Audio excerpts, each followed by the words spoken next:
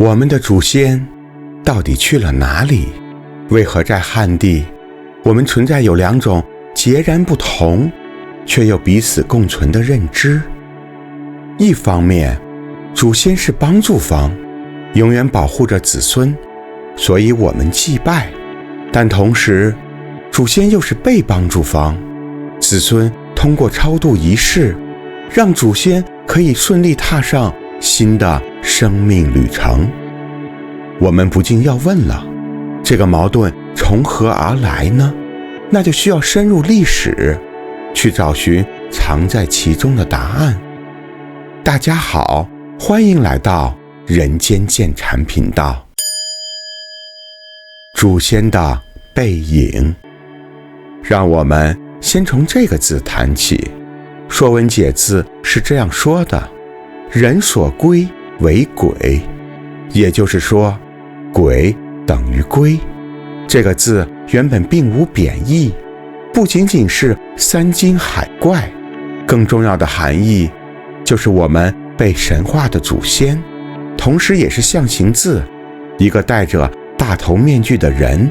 我们从古老的傩戏中就可以看到这个字的具象化表达。在自然崇拜为主的蒙昧时代，逝去的祖先会具备有威能，不仅仅是仁慈的，也是凶狠的。子孙如有冒犯，也会降灾惩罚。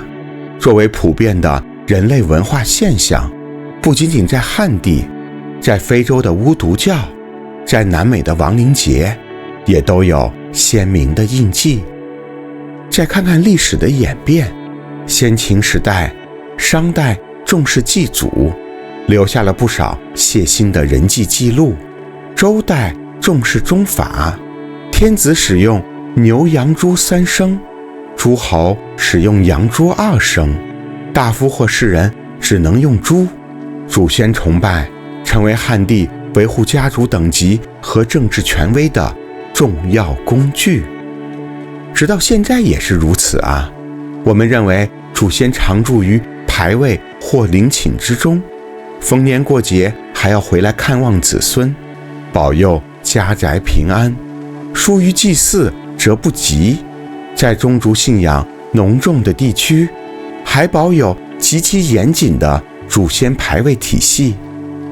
最终，从汉代开始，祖先崇拜融合了孝道理念。论语中曾子说：慎终追远，长辈的丧礼要慎重，祖先的祭祀要虔诚。汉地的我们如此崇拜和重视祖先，一方面明确了我们从何而来，另外一方面，我们活着的人能有法理去继承历代祖先的衣钵。可是佛学的轮回观却完全不一样，那该怎么办呢？三世论西来。公元1世纪汉明帝时期，白马驮经而来，佛学正式进入汉地。从此，我们从传统的二世论接触到了三世论。这里简单介绍个概念，聊聊什么是一世论、二世论、三世论。一世论也就是完全唯物主义观点，生命只有一次，人世如朝露。不过我在之前的系列中也谈到过，现代科学中弦论的进展，让循环的宇宙、循环的我们成为了科学上待证实的可能。二世论，标准的亚伯拉罕一神教的观点，同时也是祖先崇拜的原始信仰。今生可能只是某种试炼，未来要去的世界才是永恒的开始。三世论，除了今生，前有前世，后有后世，也就是过去、现在、未来，彼此延续，环环相扣。这就是佛学的理论基石。但有所了解的你可能会问了，有人说真正的佛学其实是不支持灵魂轮回的，这一点又该如何理解呢？的确，这也是佛学思想中最常被误解的地方。佛学的确不承认有长衣主宰的灵魂，这也是佛学在诞生地印度和婆罗门教以及其后的印度教的根本区别。最重要的论点在于，一个人如何通过轮回转世成为一只蚂蚁或者一头大象。一，如果有物质依托，蚂蚁、大象、人，神经细胞的数量和复杂度有本质上的不同。所谓的灵魂会依托在哪里？二，如果没有物质依托，那又该如何理解是什么在延续？这就是一个很大的话题。我简单跟大家聊聊看，也算是挖个坑。大家如果感兴趣，可以告诉我，有机会可以聊得更多。原始佛学的观点是这样的：我只是五蕴的暂时组合，从而否认常住不变的灵魂存在。五蕴是什么？色、受、想、行、识。色就好像是船，是物质；受、想、行、识好像是乘船人，是感受、思维、行动、认知。当然，这里其实很深奥，只是做了简单且不严谨的概括。原始佛学认为，所谓的轮回只是由于业力和缘起两种作用下的因果连续，也就是否认了婆罗门教及其后的印度教理论中的阿特曼，也就是灵魂，认为并不存在。我认为这个理论非常的精妙，还带有一些唯物主义的色彩，就好像有一位工匠对照着纸张，把一部经书从书上刻到了石壁上，虽然介质已然不同，但内容依然存在延续。所以佛学所讲的轮回并非是机械刻板的灵魂轮回，这也是常被世人误解的地方之一。不过佛学诞生后，在发展中不断和内部外部辩论，产生了理论的演进。阿赖耶识出现在公元5世纪前后的瑜伽行派经典中，可以简单形容为含藏有一切业力的种子。如来藏出现在公元2到4世纪的如来藏系经典中，可以简单形容为所有众生本具却被无明遮蔽的佛性。可能你要问，这两者的区别是什么？给个比较粗陋的说法，阿赖耶识是有垢的，是轮回的根本；如来藏是无垢的，是解脱的根本。当然了，不少佛学宗派，尤其是唯识宗，在后续又对此进行了发展。现在各派别之间也会存在有大量观点之间的差异，我们不必展开太多。那么这三种说法哪种是对的呢？有些派别认为某些观点是错的，比如上座部只认定五蕴；有些派别认为这其实对应着不同的修行阶段，五蕴是表象，阿赖耶识是现象，如来藏是究竟。唯识中所讲转识成智，也就是将受污染的阿赖耶识转变成清净的如来藏。我认为只是法门不同，不必对立。我们就好像是在爬山的过程中选择了不同的道路，与其争论哪条路更好，不如静心登山，才必然会在山顶相遇。说了这么多，从佛学正见来看，祖先可以保佑子孙，这个说法是不成立的。那么现在汉地所发生的祖先崇拜与佛学融合现象又该如何解释呢？让我们接着聊。融合才有生命力。融合的难点在哪里？汉地已有的三大特征：祖先信仰、神鬼观念、儒家孝道，去融合佛学的六道轮回，该怎么实现呢？让我们不妨先从一出戏剧谈起。鲁迅先生的那篇社戏，想必大家都十分了解。迅哥口中的那出好戏，其实就是宋元以来在大半个汉地都广泛流传的木莲戏，取材的就是佛经故事木莲救母。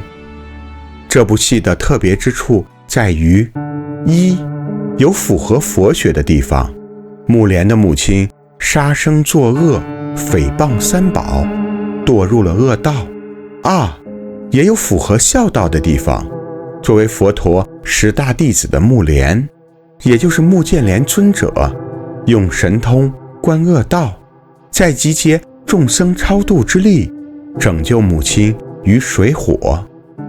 对于木莲戏，虽然现在我们都很陌生，但在鼎盛时期，木莲戏发展出各种变体，可以连演3天3夜不重样，从江浙的海边到川渝的山地，家家演，村村唱，连乞丐都能唱上一段。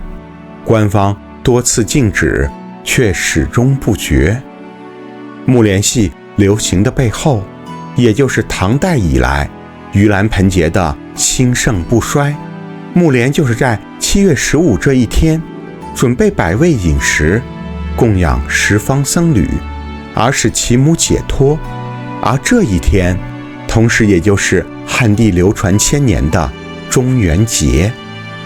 注意，中元节的历史其实很久，有考证可以追溯到先秦时期，是把初秋的第一批的田间五谷、山林渔猎祭祀给祖先，让祖先先行品尝。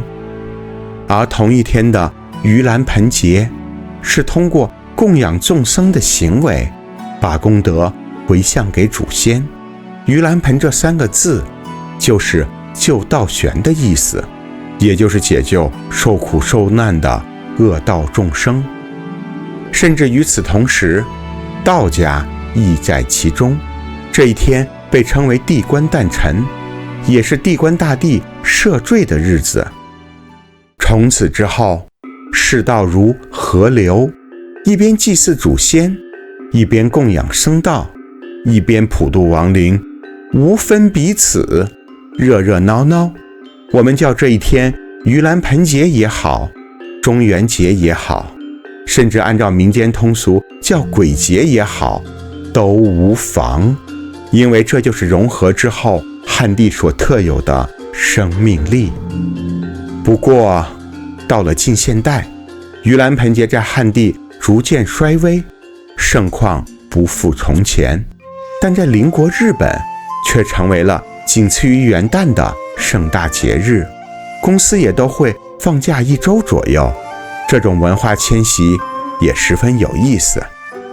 除了盂兰盆节之外，汉地佛学还有藏地佛学，发展出来一个重要的概念，那就是中阴身。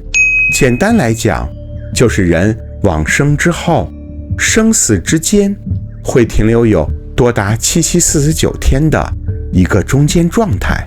在这期间，同时也是进行超度的关键时间窗口，家属们可以供养僧侣，通过诵经、回向、放生等方式，帮助逝者投生善道，成为了民间传统的常见表达。所以佛学在传播过程中，与汉地的祖先信仰并非硬性冲突，而是逐渐融合。也许确实不符合佛学，但这其中旺盛的生命力，也许正是对红尘众生的理解和宽容。相关对治，方便法门。网上曾流传有这样的一句话：人有3次离开，第1次是生理的离开，第2次是葬礼上宣告的离开，第3次是最后一个记得他的人的离开，那才是最彻底的遗忘。汉地的我们春种秋收，一年又一年，一代又一代，我们总是要知道自己从何而来，我们总是去害怕自己不被记忆，也许这正是祖先崇拜的原始根源。汉地的不少家庭牌位和佛龛并存，一边祭祖，一边礼拜，前者是家族延续，后者是修行福田。但这些都符合佛学吗？当然并不符合。这种渴求恒长的行为本就是一种无明。但世间也就是如此，佛学和汉地民俗的融合是世间法，是方便法，是撕开了一道口子，让更多世人可以有机会了解背后的更多。谢谢大家，让我们下次再见。